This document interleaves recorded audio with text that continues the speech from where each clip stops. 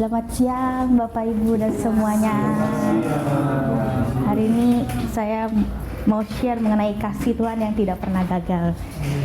Nah, pasti setiap kita pernah ngerasain yang namanya ditolak dan kita merasa pernah sendiri. Bahkan kadang kalau kita ngalamin masalah yang sedang kita alamin pun sendiri gitu.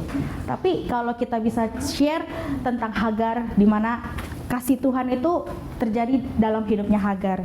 Di sini di Kejadian 16 aku mau ajak kita buka yang tadi aku ceritain.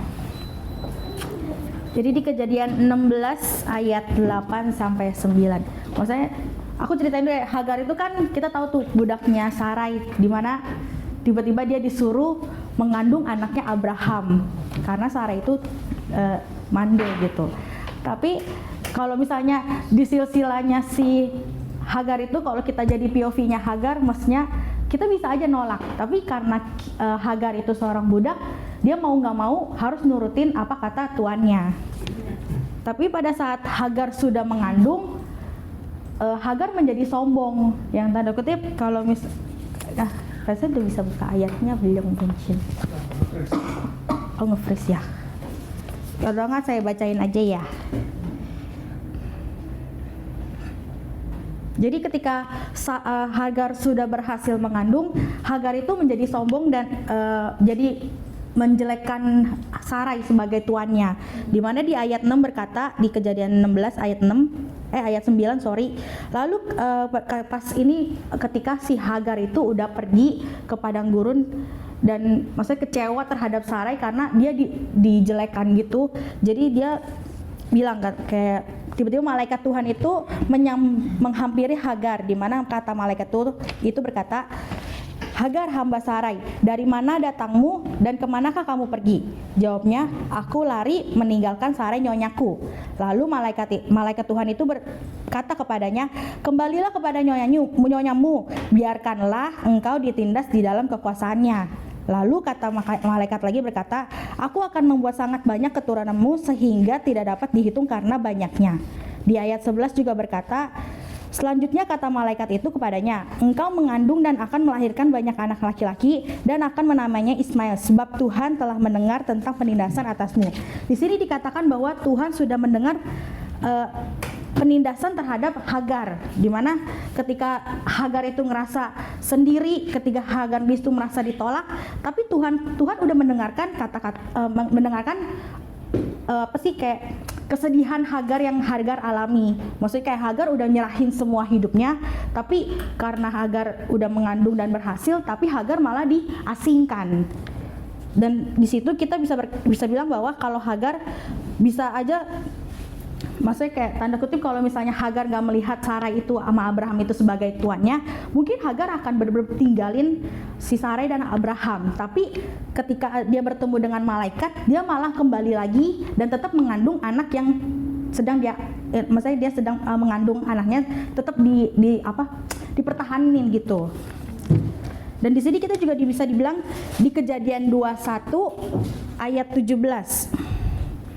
Nah, di sini tuh dikatakan bahwa Sarai itu berhasil juga, maksudnya berhasil mengandung juga. Jadi Hagar mengandung, Sarai berhasil.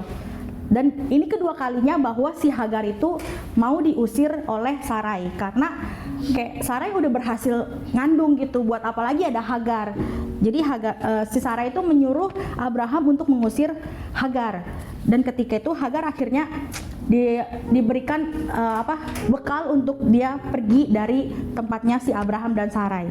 Dan ketika sudah ada di padang gurun itu, Hagar itu menangis, tanda kutip kayak benar-benar menangis kepada Tuhan karena kayak apalagi yang harus aku pertahanin. Bahkan si Ismail pun karena mereka udah kehabisan air, Ismail pun ditaruh digeletakin gitu aja di padang gurun sampai mati meninggal. Tapi karena Hagar memiliki belas kasihan yang penuh kepada Ismail anaknya, akhirnya dia menarik lagi si Ismail dan mempertahankan hidupnya. Dan akhirnya dia menangis kepada Tuhan supaya minta pertolongan Tuhan terhadap Hagar ini. Dan di Kejadian 21 ayat 17, malaikat Tuhan itu datang lagi kepada dia dan berkata, Allah telah mendengar suara anak itu. Lalu malaikat Allah berseru dari langit kepada Hagar. Katanya kepadanya, apakah yang engkau susahkan Hagar? Janganlah takut, sebab Allah telah mendengar suara anak itu dari tempat ia terbaring. Maksudnya kayak di kesusahan Hagar pun Tuhan masih mempertahankan Hagar gitu. Maksudnya masih memberikan belas kasihannya Tuhan kepada Hagar. Padahal kalau kita bisa dikulik, Hagar itu udah memiliki kesombongan sama ketidaksetiaan kepada tuannya. Maksudnya tanda kutip dia nggak tahu kalau ternyata si Hagar itu sebenarnya udah diberikan posisi yang udah paling enak gitu. Maksudnya menjadi istri keduanya Abraham. Tapi karena dia merasa sombong, akhirnya dia kayak ngerasa gua udah di atas Sarah ini. Tapi jadinya pokoknya Sarah itu dijelek-jelekan, yang membuat kalau bisa kita bilang sebenarnya kalau Tuhan nggak perlu buat membuat si Hagar, maksudnya membela si Hagar ini, karena dia sendiri aja udah nggak setia sama tuannya. Tapi karena dengan belas kasihannya Tuhan, akhirnya Hagar tetap dipelihara sama Tuhan. Dan di sini kita juga bisa dikatakan bahwa kasih Tuhan itu adalah proses dalam hidup kita. Karena kalau misalnya kasih Tuhan itu nggak ada, maksudnya kasih Tuhan itu selalu ada ketika orang lain menolak kita. Maksudnya kayak pernah nggak sih kita, pasti semua orang pernah yang namanya ditolak. Pasti di dalam pekerjaan, di dalam pertemanan, di dalam segalanya, pasti kita pernah mengalami yang namanya ditolak. Tapi kalau misalnya kita melihat gitu, kalau kita pada saat kita ditolak misalnya sama klien gitu-gitu, tapi kita percaya gitu kalau Tuhan itu memberikan klien yang baru, Tuhan itu memberikan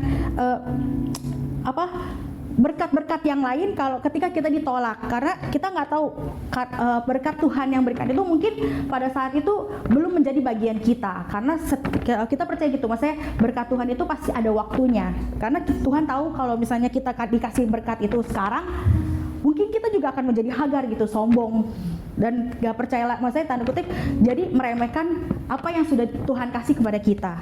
Dan yang kedua, kasih Tuhan itu melihat setiap air mata kita. Maksudnya kayak kita pernah juga pasti yang namanya merasa kayak orang-orang itu udah gak peduli sama kita. Maksudnya kayak kita ngerasa kita itu nggak pernah dilihat lagi sama orang lain dan tidak pernah didengerin sama orang lain. Tapi pada saat kita menangis, tanda kutip, duduk di bawah kaki Tuhan, maksudnya air mata pertama pun Tuhan udah lihat gitu. Maksudnya kayak Tuhan aja pelihara kita itu dari ujung rambut sampai kaki gitu. Dan yang ketiga, kasih Tuhan itu tersedia di padang gurun. Mungkin sekarang kita pernah yang namanya kekeringan, yang tanda kutip mungkin kita nggak punya uang, nggak punya apa-apa gitu. Tapi Tuhan itu selalu memberikan berkat-berkat yang mungkin kita nggak bisa expect kapan akan dapat gitu di dalam hidup kita. Dan gimana sih maksudnya caranya kita bisa melihat kasih Tuhan di dalam hidup kita? Yang pertama yaitu kita bisa start dari yang namanya berdoa, membangun hubungan terhadap Tuhan. Dimana kalau misalnya kita mau menerima kasihnya Tuhan aja kalau kita malas untuk berdoa. Jadi, dan yang kedua itu yaitu melihat diri kita itu berharga. Mungkin kayak kadang kita juga ngerasa diri kita kayak nggak layak segala macam. Tapi kalau misalnya kita melihat diri kita berharga, pasti Tuhan itu udah melihat kita kayak, wah ini anak aku ini. Maksudnya kayak dalam kesulitan pun dia tetap melihat dirinya itu berharga dan dia tetap melihat aku ini adalah bapaknya. Dan yang ketiga yaitu mengampuni. Sebenarnya mengampuni itu bukan kita ngampunin orang lain, tapi kita belajar untuk mengampuni diri kita sendiri dulu. Karena kalau kita nggak ngampunin diri kita sendiri pun, kita nggak bisa melihat orang sekitar kita itu lewat kasih yang Tuhan kasih di dalam hidup kita. Nah, yang terakhir aku mau bilang bahwa lewat kisah Hagar, kita bisa mengingat bahwa bukan hanya manusia aja yang, maksudnya tanda kutip kita bisa melihat bahwa manusia aja bisa meninggalkan kita. Kasih Tuhan itu malah nggak pernah gagal, karena dia selalu menemui dan menolong kita. Di sini juga aku ada tulis, karena kita harus mengingat kasih Tuhan. Ia itu tetap Allah yang melihat kita. Even kita sering melupakan Tuhan, tapi dia tetap mengasihi kita. Terima kasih semuanya.